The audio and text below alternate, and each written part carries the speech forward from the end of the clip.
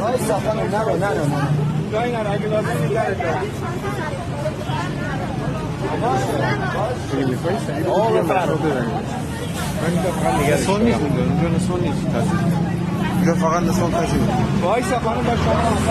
وایسا خانم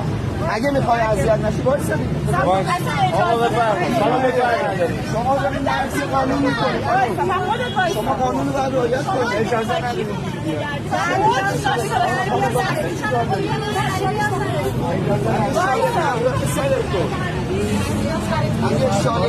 شالو سر بکن بیا کنار آقا بیا کنار شالو سر بکن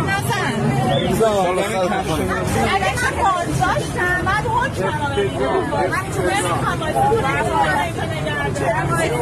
اینو به شما میگه اشتباه دست داده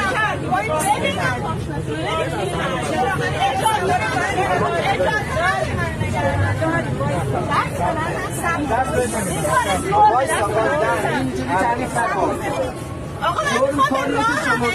برای شما رو کدوم کجا نرشون قانونه اون اقفاق نه حجاب آقا بیا کنار کی اینا رو به شما خیلی هم نمیشه شما قانون نرشون همه رعایت میکنه شما موظفی رعایت کنید چه ربطی اما شما که جامعه رو خراب کنید بفرمایید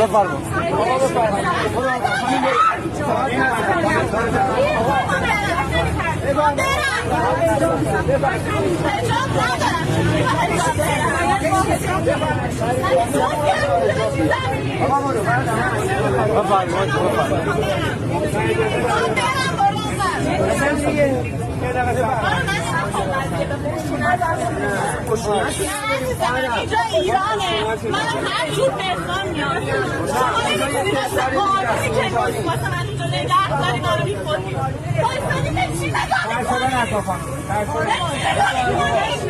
یه بحثای دیگه قانون 628 قانون اجازه قانون